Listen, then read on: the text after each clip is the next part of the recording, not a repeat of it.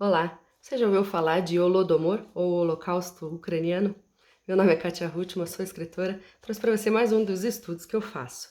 Bom, o Partido Comunista da União Soviética, em 1929, ele decidiu acelerar o processo de coletivização da agricultura, com uma apropriação pelo Estado das terras, colheitas, gados, ferramentas e todas as áreas de cultivo pertencentes aos camponeses. Na época, o país era composto de 82% de camponeses, mas o domínio estava nas grandes cidades, no centro urbano. Então, a coletivização foi, para os camponeses, uma guerra declarada do Estado contra o seu modo de vida. Funcionários e membros do Partido Comunista, apoiados por brigadas de operários e ativistas dos centros urbanos, tomaram as terras com violência e abusos, vandalizaram centros religiosos com a sua política antirreligiosa da juventude comunista, confiscando sinos, fechando igrejas e perseguiram quem se opusesse ao regime. Todos foram forçados a aderir às explorações agrícolas coletivas que eles chamaram de kolkhozes.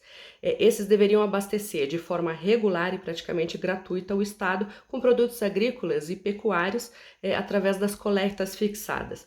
Os kulaks, que eram a classe dos camponeses ricos, e hostis ao poder soviético, em um processo chamado de desculaquização e fim das classes, eles foram deportados para regiões como Cazaquistão e Sibéria, e eles deveriam colonizar e explorar esses ricos territórios desabitados.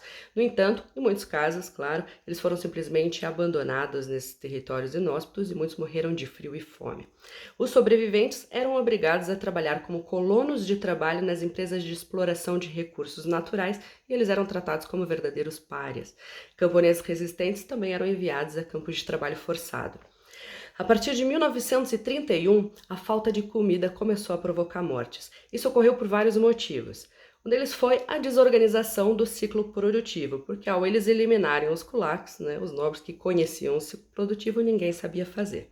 A ineficácia e miséria que havia dentro dos centros coletivos, dos kolkhozes, que era sempre com violência e um caos generalizado, a resistência dos camponeses ao que consideravam uma segunda servidão e as implacáveis requisições dos estados com essas taxas de coletas, onde eles queriam resolver rapidamente um processo de industrialização acelerada.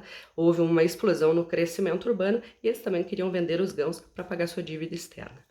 Na primavera de 1932, houve ainda mais um alastramento da fome, e Stalin acusava de sabotagem e terrorismo os funcionários locais que se recusavam em aplicar os planos de coleta. Eles estavam vendo as pessoas morrer. No outono deste ano, acusou o governo ucraniano de contra-revolucionários e o Partido Comunista decidiu dar uma lição aos camponeses utilizando a fome. Aceleraram as coletas, proibiram comercialização de alguns alimentos, proibiram importação de produtos manufaturados, bloquearam as fronteiras da Ucrânia para entrar alimentos e impediu o êxodo. Isso levou a enormes barbáries, torturas, abusos, abandono infantil, canibalismo e aumento de tensões, claro, entre campo e cidade. Stalin comemorou a vitória do uso da arma da fome contra a resistência camponesa. Rejeitaram ajuda humanitária, negando o Holodomor, que significa matar de fome, pela fome. Sendo até acobertados por jornalistas internacionais favoráveis ao regime. Somente em 1990 ocorreu uma comissão de inquérito sobre a fome da Ucrânia e que assegurou e foi aberto ao público que uma fome foi imposta ao povo ucraniano pelo regime soviético, causando no mínimo 4,5 milhões de mortes na Ucrânia e 3 milhões em outras regiões da União Soviética entre 1931 e 1933. Somente 24 países reconhecem hoje o Holodomor, um ato genocida e um crime contra a humanidade. É isso. Gostou? Compartilhe.